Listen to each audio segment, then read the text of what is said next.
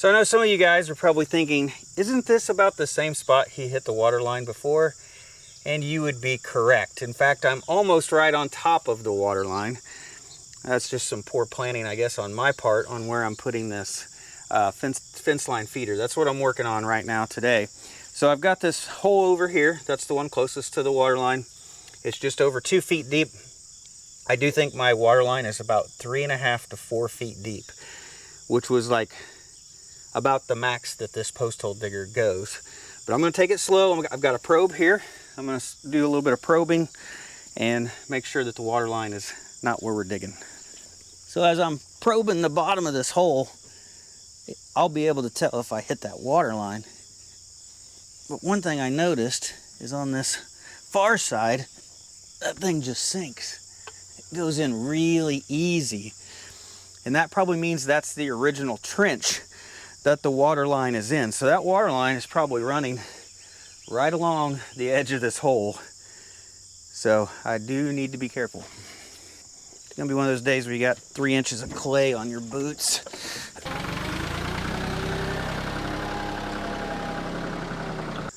So I'm gonna go ahead and just hand dig this the rest of the way because I think I am really close.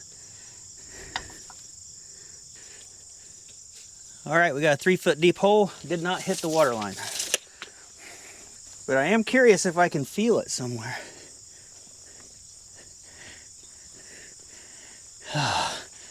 No, still can't feel the water line. It's probably a little deeper. So yesterday I went and got the lumber. Roughly $500 worth.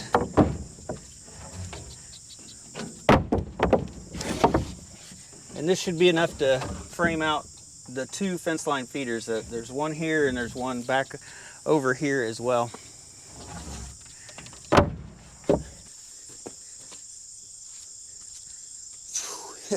These 6x6x12s aren't light.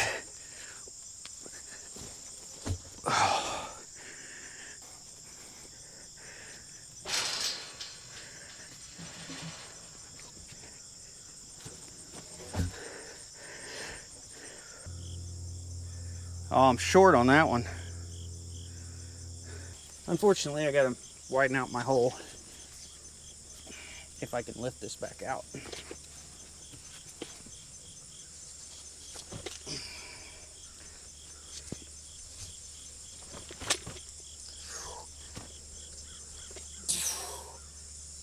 Man, that's heavy.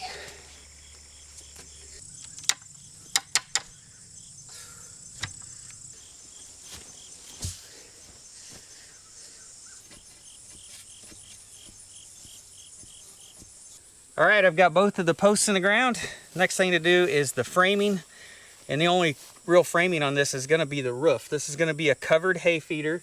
And at the bottom, on these 3 sides right here, there'll be fence panels that they'll be able to eat the hay through. But those are gonna be made out of steel, and I'm probably gonna fabricate those. So the first thing I'm gonna do is get all of my posts cut off level. And we're going to be installing a 212 pitch, so that means there's 2 inches of rise for every 12 inches of run. And there is 7 feet going in that direction, so 2 inches per foot. That ends up being 14 inches taller on the back side than the front side. So I just need to get everything marked out level, get everything cut out and notched, and we can start framing. We'll go ahead and mark out where the bottom is. I need to get me a longer level. One of them like 8-footers.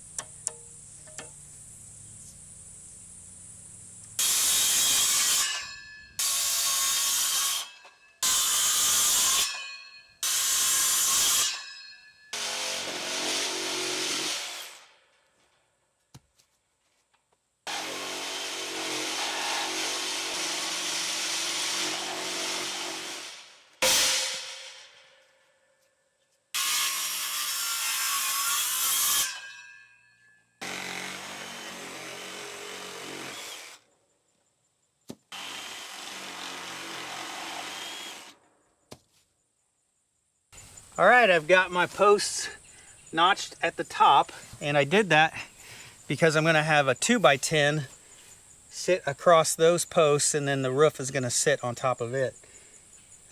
Now the problem I have is that this post right here has warped and it has bent backwards. It may not show up on camera real well, but this one is curved backwards. So it's wider than 7 feet at the top. So I think I'm going to take a ratchet strap and I'm going to try to pull that together so it's the right width, and then we'll go ahead and put a 2x10 on there. Well, it's not as bad as what I thought. It's only like 3/4 of an inch out, so it won't take much to pull it in.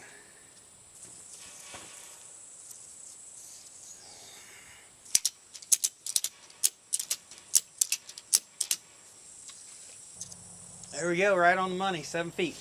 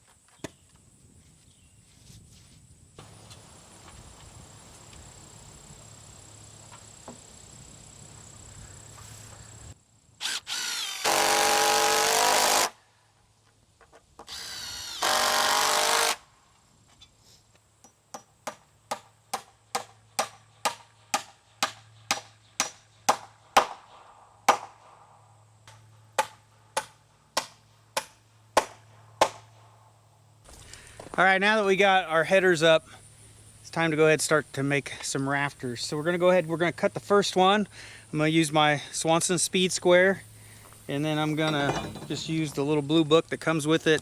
This will show you how to do roof framing, and it'll show you how to do the cuts, calculate everything. It's got little tables in here to make it easier. So we're gonna try to cut one by the book, see how close we come out. So our roof is a 212 pitch.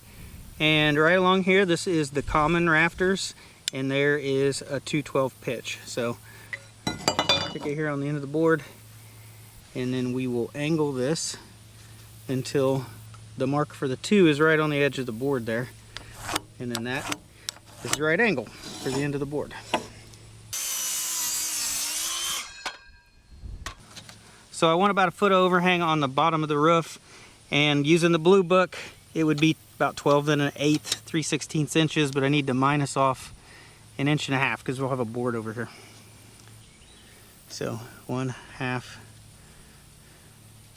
be like right there. Go ahead and mark our angle. All right, now we'll go ahead and mark out our bird mouth. Very shallow cut, not very big.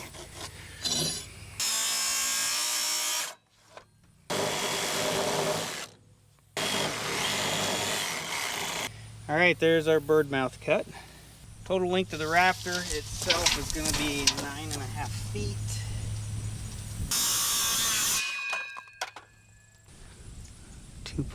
12.65 equals 88.5, roughly 88.5 inches. So our bird mouth should be 88.5 inches between each other, but I got a board width. So I need to minus 1.5 inches off that. So 87 inches, I think.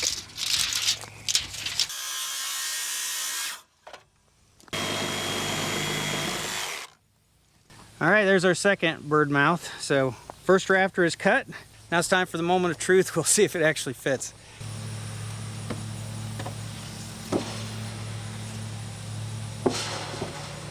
So after looking at my book, I grabbed the wrong number. I used a 412 pitch, not a 212 pitch. I'm gonna go ahead and put a mark on here, and we'll see how close the calculation will be if I calculate it correctly. I was supposed to use 12.16, so 12.16 times 7, 85 1/8 inches minus 1.5 inches. Should be about 83 5/8.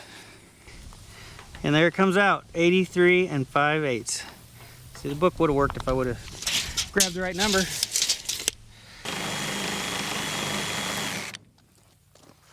All right, I'm gonna go ahead and try this one more time, and I'm gonna make sure that it works on the left and the right hand side. If so, we're gonna use this as a template to cut the rest of our rafters.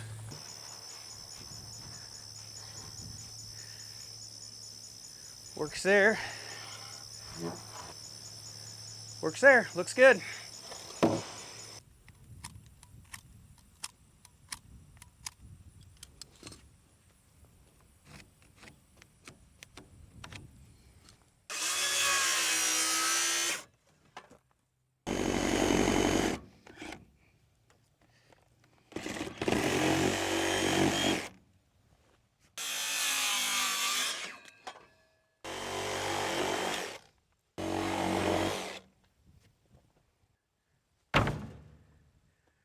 All right, I've got 4 rafters cut out, and they're bird mouthed to sit on the 2x10s. And then I've got 2 more rafters here. They don't have any bird mouths, and they're gonna go on the far ends.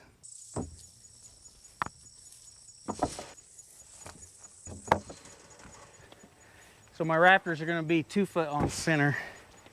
So a total of 6 rafters, that'll end up being 10-foot wide roof.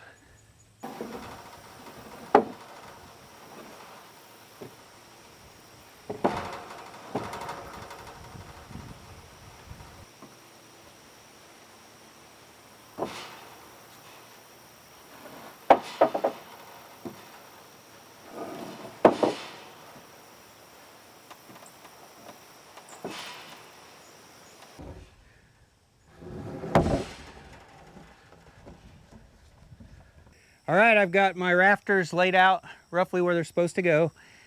And I don't have any of the hurricane ties, like the little brackets that go on to be able to hold them to that beam. So what I'm gonna do is I'm just gonna put like a screw angled up through the bottom into each one on both ends. That'll hold it in place for now. I'll just have to go try to find some of those brackets later and put them on, but I'm gonna keep on moving.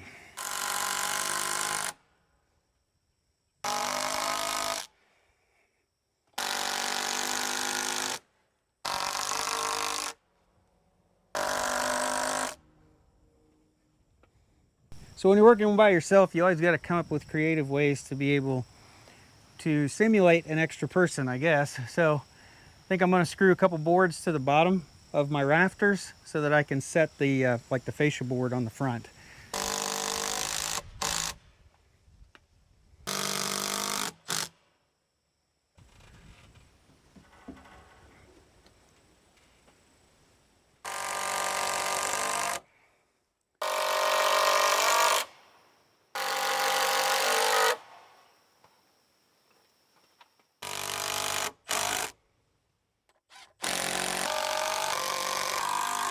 Oh my goodness. This is definitely a heavy board.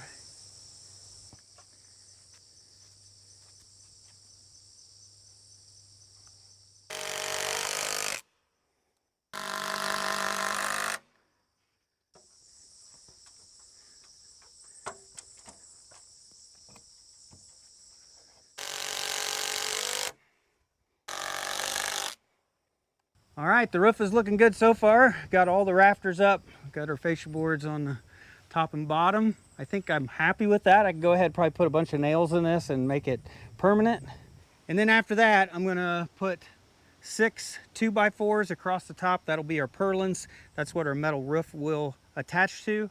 And then all of the framing for the roof will be complete except for those brackets that I need to buy.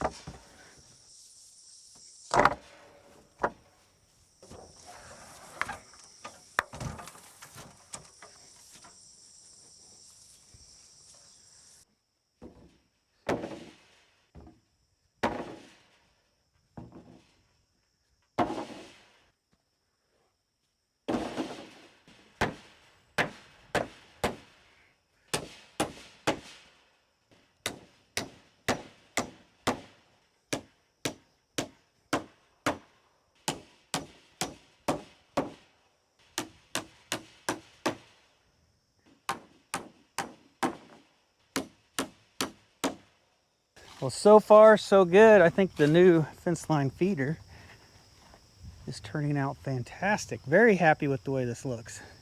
So the other day when I went and picked up all this lumber, I was like this close to buying a cordless framing nailer. And after getting on top there and nailing those down, I really wish I would have ended up buying it. So I will probably purchase that before I build the next one of these, and before I rebuild the firewood shed over there, I'll probably get one. I have a framing nailer. It's a pneumatic one, so you got to drag an air compressor out here. Then you got the big long hose that you're attached to, and I opted just to hand nail them in instead of trying to fight the hose on that. So a cordless one would be way handier, that is for sure. So this is probably phase one of this build, and there'll probably be 3, 4, 5 phases before this is totally complete. So let me just walk you through everything that I plan on doing. For the ground around here, I want to make this a high use area, so I'm probably going to dig this out, probably put in some railroad ties about 6, 8 feet out around this, and then fill this with gravel. Make a high use area, that way it's not just all turned into mud when they're eating hay out of this. And then another thing I want to do is I want to try to build this up a little bit. I'm going to pour a concrete pad in here. That way it's easy to scrape off, and I want to make it higher than the ground. That way when we get a lot of rain, it just don't wash up on top there. I just want to try to keep it a little elevated for what the hay is going to be on. And then I need some fence line feeder panels, and I may make those, but this on each side, it is a 6-foot opening, and I think I can purchase 6-foot fence line feeder panels. I believe I can if I need to, but I'll probably try to just make my own. And then of course I need to come back and put the hurricane ties on front and back, and then get the metal roofing on there. And I've built the roof slanted backwards on purpose. One, it won't drip rain on the livestock while they're eating. They'll probably appreciate that. But then it'll drain backwards to where I can maybe put a gutter, and it would be right along this fence line right here. So I could put a gutter along the back. I could use rainwater catchment if I wanted to, and then run it down and put like a water trough over here. So that could be a possibility, or maybe a tote to catch the water that then fills up a water trough. But I've elevated it backwards toward the fence line on purpose. There's actually a little bit of thought process in that, just because if I want to do rain catchment, that's a possibility. And then this is also it's also south facing. So I want to eventually put the farm side on solar power. I could put some solar panels up there to help power the farm side of the property. I don't need a ton of power over here. The bad thing is I mostly need it in the wintertime when you're running heaters in the water troughs. But other than that, it's just a few lights and stuff, so it doesn't take a lot of power. All right, let's see if we can get the tractor out of here.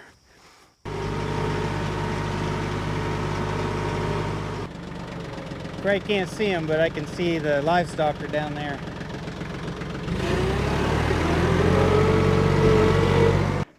I thought I'd stop and show you this because you can see it in this light, but do you see these rows of grass right here that go up and down? We seeded that this spring. So we drilled that in with that Casco seeder that we borrowed, and that's what'll happen. It'll look like strips at the beginning, but that's bunch grass, and that grass will get bigger and bigger and bigger, and then it will slowly fill in, and the lines will disappear once that grass gets a little bit more mature and gets bigger. And right there is where the trash pit was, and we dug all that out, hauled the trash off, and then we filled that in, and there was no grass there to begin with. So you can see how it's filled in from the seeding we did this spring. But now I have some cows coming in here.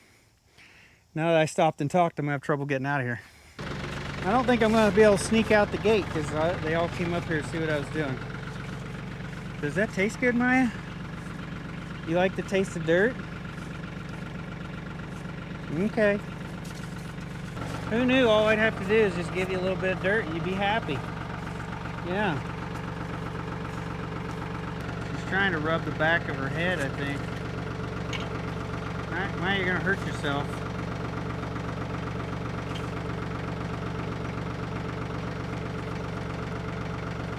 Oh, Maya.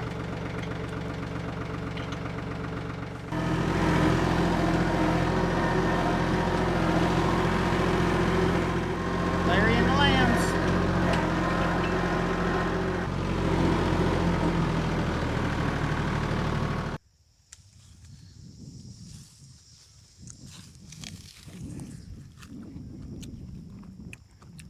Got some more apples. Need picked. Actually, these are probably should have been picked a few weeks ago.